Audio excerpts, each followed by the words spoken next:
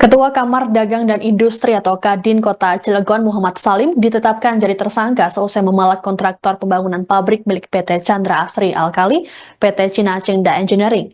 Salim bersama wakilnya Ismatullah memaksa kontraktor untuk memberikan proyek sebesar 5 triliun rupiah. Selain Salim dan Ismatullah, polisi juga menetapkan Ketua Himpunan Nelayan Seluruh Indonesia atau HSNI Cilegon, Rufaji Jahuri sebagai tersangka.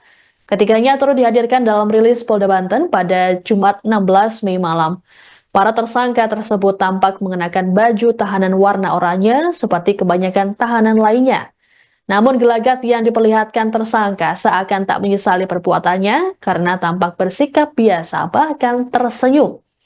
Di Reskrimum Polda Banten, Kombes Pol Dian Setiawan. Download Tribun X sekarang, menghadirkan lokal menjadi Indonesia.